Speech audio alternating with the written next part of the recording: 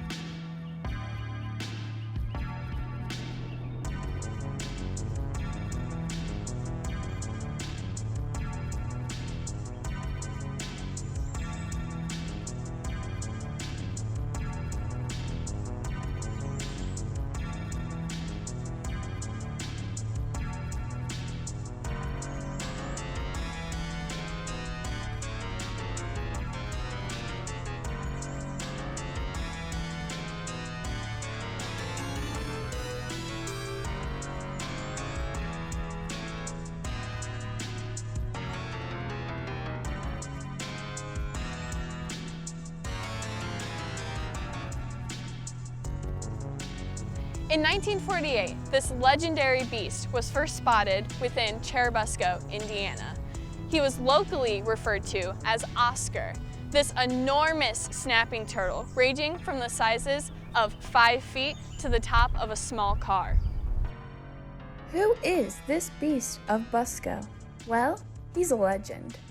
From a folkloric standpoint, legends are stories of the folk's history, which are often fantastical, but usually believed to be true.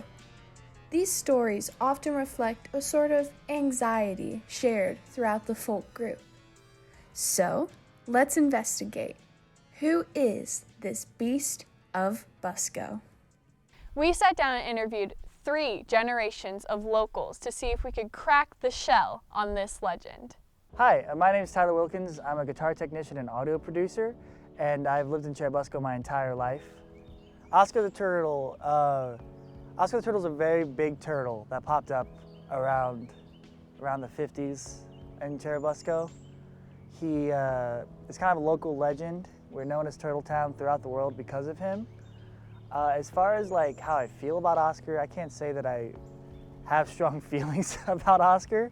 I think it's really cool that I'm from a town that has a type of legend like this, but as far as like it being anything to be cool about, you know, it's no Mothman, it's no Bigfoot, it's a big turtle, you know.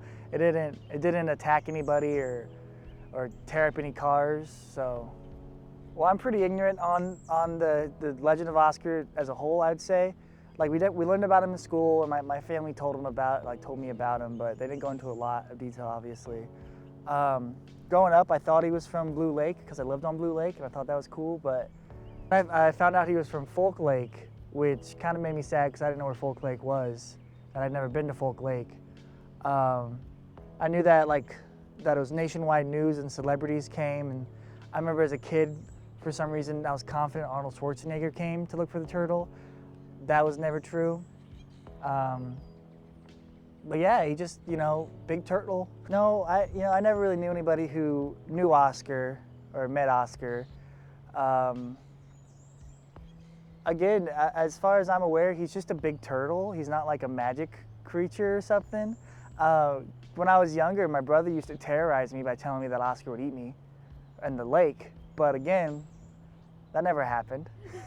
So yeah, he's definitely he's definitely in our culture and stuff, but as far as like sightings and seeings, it's not like it's every other week someone's banging down a door saying that Oscar took a girl or anything. It just happened a while ago. We've got turtle days and turtle races, and The Magic Wand still sells Total ice cream. I don't know if that's related, but it's there.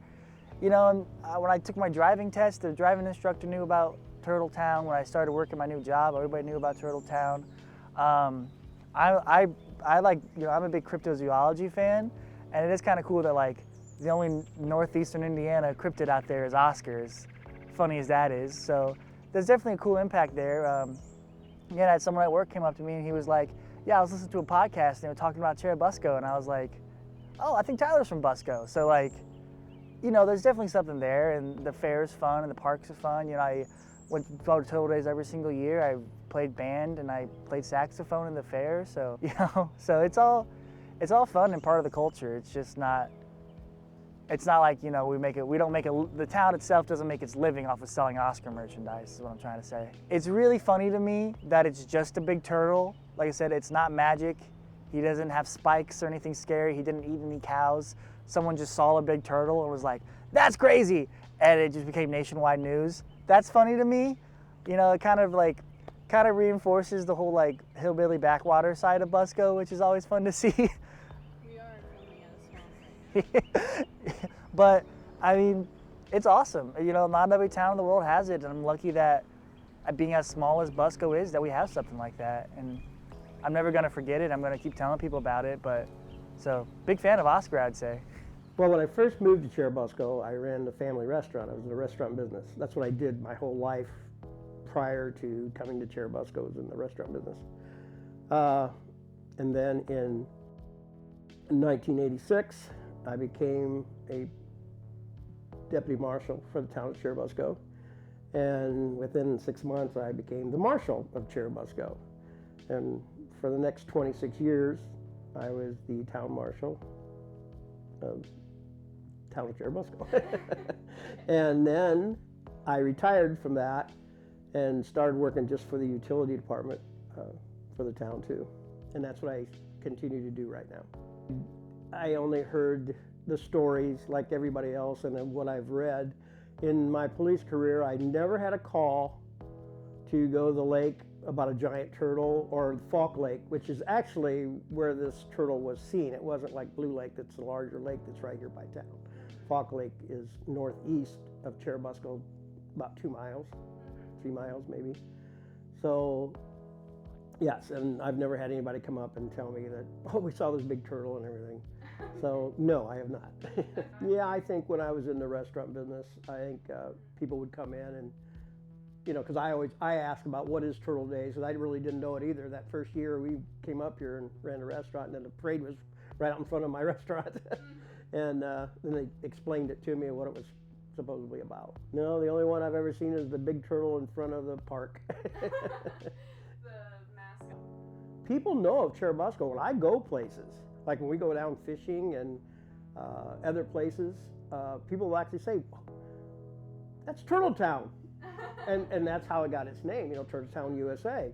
And people will, yeah. I mean, I'm surprised when I go to Florida or go to Myrtle Beach or places, I've had people say that to me, that I know where that is, that's Turtle Town. So it has, I would think, it does during the festival time, it does help the, you know, money coming in, revenue coming into the town. How's your experience with Turtle Days?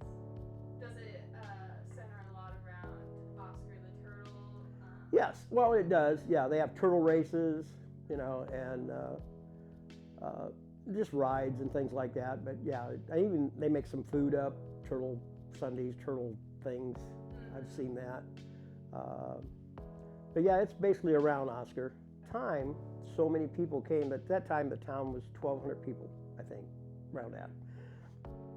And at that time, there was such an influx of people wanting to see it. In fact, I read where the Harrises were harassed a little bit, like people would come to their house at different hours of the day and actually come inside uninvited and bother them while they were milking their cows, because it was a farm, you know, it's where this was. And it got to be a hassle after a while, and then things finally calmed down. And then, then, like I say, that's when Turtle Days started up right after that. The next year, I think 1949, they started their first festival, had their first Turtle Queens. And it was all based on that. There was a Turtle Queen every year. They had to go out and sell tickets. And they used to go everywhere. You'd have these ladies would go around, and young girls. I think they had more than one queen, like that senior queen, regular, and a youth queen, or whatever you want to say. I don't know what I want to say with that.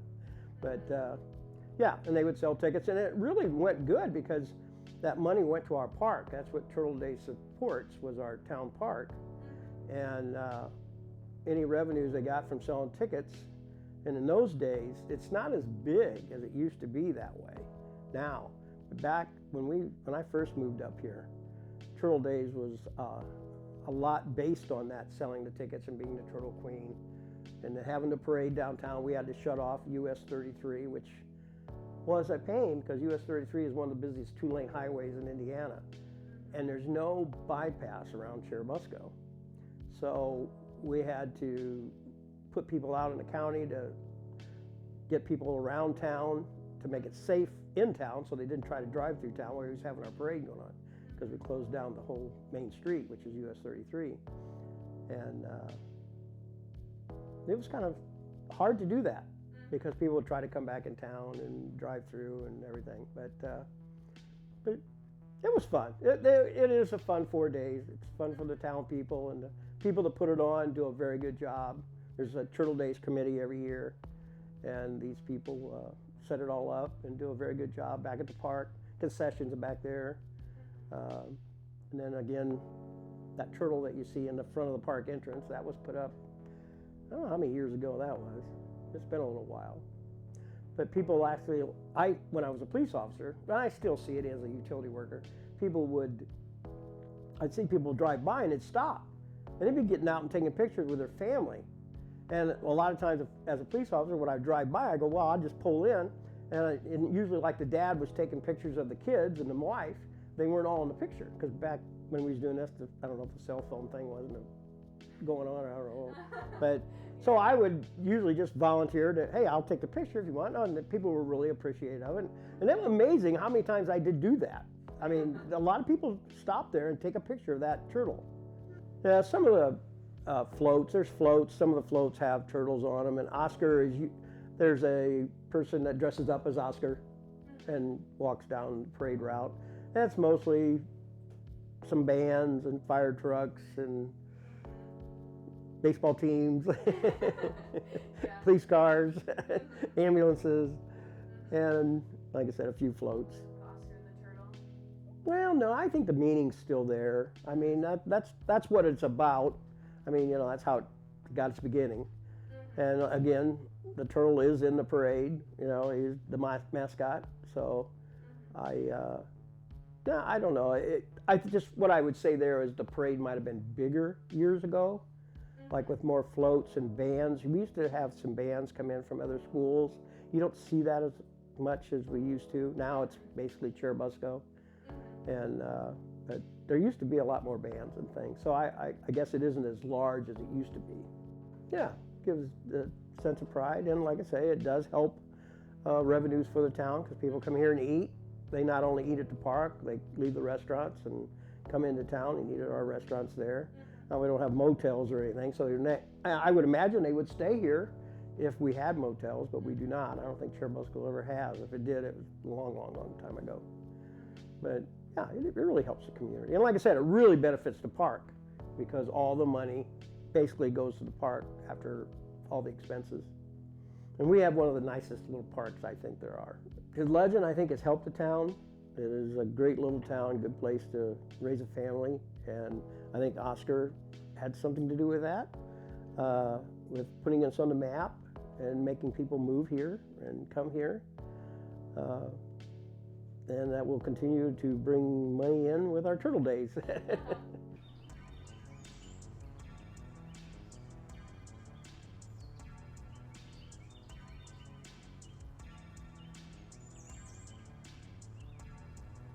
After talking to Tyler and John, I realized that I wanted to learn more.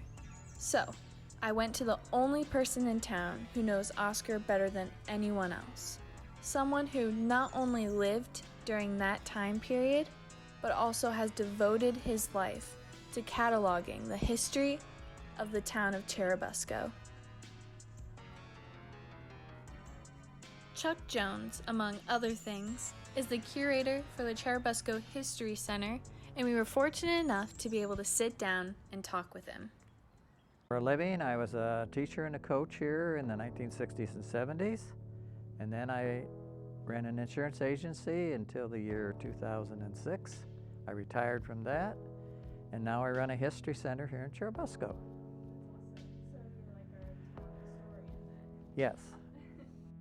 Well, you're sitting in a room right now which displays the history of Churubusco in pictorial form. A lot of people like to have it on on audio and video and on TV and so forth, but people enjoy coming in here, seeing the pictures, and so we have notebooks and stories and all kinds of things other than what you can see here about the history of Churubusco. Years ago, in fact, it's probably in the late 1800s, some people, a couple of guys claimed that they saw a turtle in the lake. And it kind of laid by the lake wayside for a while. And then in 1948, a couple of guys were putting a roof on a barn, and they looked out and they saw a large turtle in the lake, and they kind of thought, well, let's go down there and see what we can see. And of course, by that time, it had gone down into the murky waters. And so they told the owner of the property at the time about it, and it's kind of started a hunt for this turtle. And it got the name Oscar because of some earlier people in town. There was a guy that did a lot in Churubusco. His name was Oscar Gandy. There was an Oscar Icy, and it kind of developed the name Oscar. And I think at one time maybe the owner of the lake was an Oscar too, but I'm not totally sure of that. Okay, so that's how it got its start, and then this kind of just grew into this big event of let's find this turtle. I was a young man. I was about 10 years old at the time, and of course the story was all around Churubusco. Everybody was talking about Oscar. And it wasn't long until people were coming into this town from all over. I mean, that lake is 4 miles from town, and sometimes traffic would be backed up almost into this town of people going to see the lake and so forth. And there were a lot of people involved in looking for it.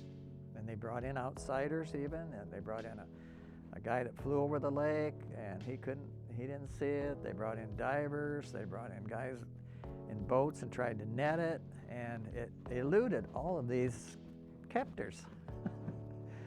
So that's a little bit of that story.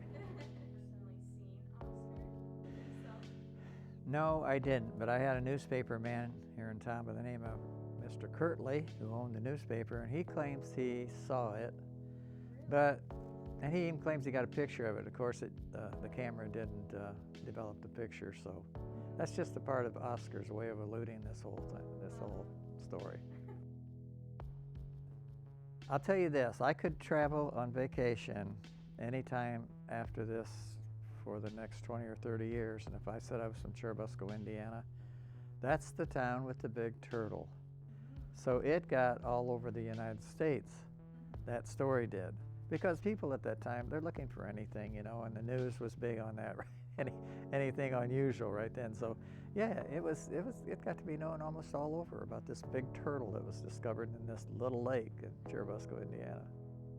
Director over here, Miles Wilson, had a grandpa that worked on this thing called Oral Blue, I think was his name, and he was one of the big people involved in it, and he claims he saw the turtle, yes. And there are a few others, yes. Well, shortly after this all settled down, and they finally drained the lake and found out that Oscar wasn't there, and I'll tell you why he wasn't there, because the lake is muddy and murky, and he could elude all of that. I mean, he could have gone down in the mud. They decided to have a town festival called Turtle Days. And so that kind of got Turtle Days started in 1949, and every year since then we've had an annual celebration called Turtle Days. Well, it was a festival, brought people together, brought people from out of town. They did raise some money, and our local park actually has a little bit of its beginning and growth to the money made from turtle days. There's been other, of course, donations and grants and so forth that have built this park. We have a wonderful park here in town. But I would say that the beginning of it actually came from the Oscar the Turtle grew into this festival, and that kind of started the whole idea of having a park and developing the park. So, yeah. So I would say he had a major effect in our park in this town. Don't think it probably plays a big enough role about the story of Oscar. We do have turtle races, which I started in 1968, and they still have the turtle races every year. You started it? Yes, I did in 1968.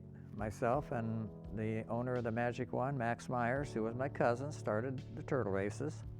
And we ran them for probably 20 years, and then Russell Gilliam, a dentist, took them over, and now the Chamber of Commerce runs the turtle races. So they've been almost continuous since 1968. And that draws a lot of people. I mean, they'll get 200, 250 turtles of all shapes and sizes come here for the turtle races. So that's what kind of become a big thing too. Yeah. Okay, well, we might talk about turtles in general, and I'm not a turtle expert, but I've talked to some guys that are turtle experts.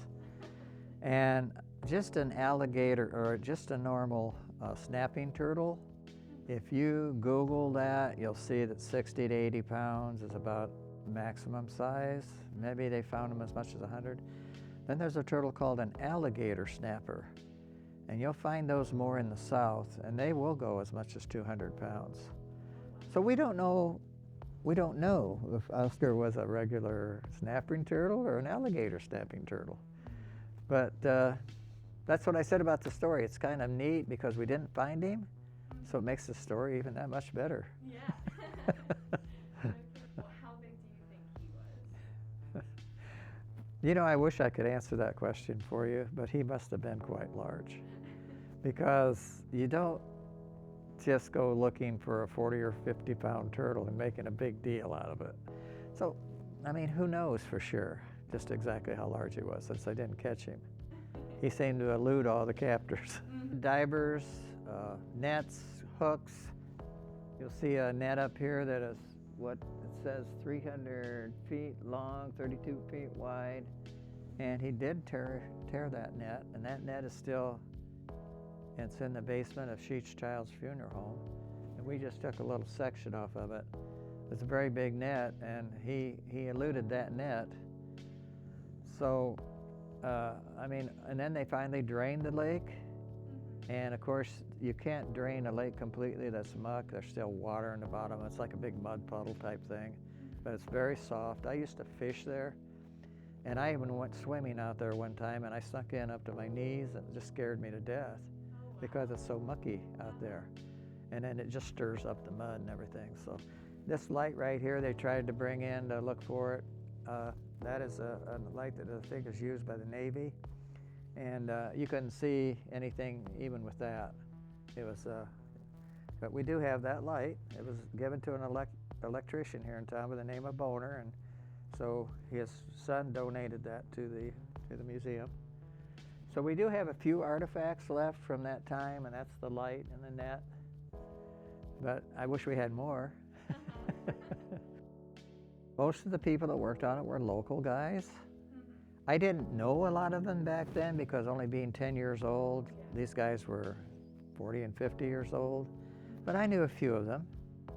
Kenny Leach was one, and Miles Wilson's grandpa was involved in it, and several other people. Mr. Harris himself, who owned the pond at that time, or the lake, were all involved in it. But yeah, there was a lot of people that had a hand, and there's people that came from out of town that thought they knew how to do it.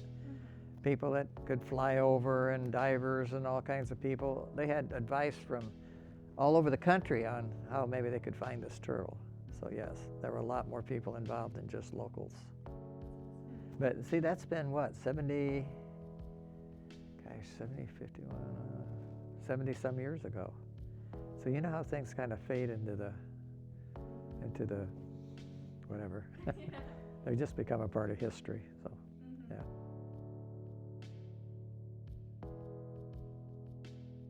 What are your feelings around Oscar, and how does his story story make you feel? How does it make me feel? Well, I would say this, that it brought Churubusco a little bit more to the forefront as far as a little town is concerned.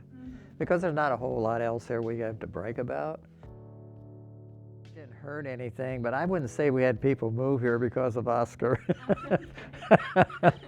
I would just say that it made the town more recognizable when you mention the name. Yeah, that's the town where the turtle was supposedly discovered, or not discovered. So, but I would say no, as far as being a boom to the town, at the time it might have helped the restaurants and some local places, but it died out eventually. So. Fascinating. People from all over the nation came to try and find the Beast of Busco. They used divers, they drained the lake, and still he was never found. Was he ever out there? Is he still out there? You know, I think Oscar is definitely out there. I think that he's a big turtle. And turtles have kids. I'm not going to say this isn't a big snapping turtle that maybe did grow up, but that Harris actually drained that pond down to muck because he kind of went broke doing it, I guess. But drained the pond, they never did find a turtle. That doesn't mean he didn't go to some other lake or something, you know. Yeah. I think there was a large turtle, and I think he just eluded all his captors, and who knows what happened to him, I don't know. So yeah, that's about the end of the story as far as I'm concerned. You never expect to find a monster in your own hometown. Maybe there'll be one in your backyard. So who knows? Are you going to try and find him?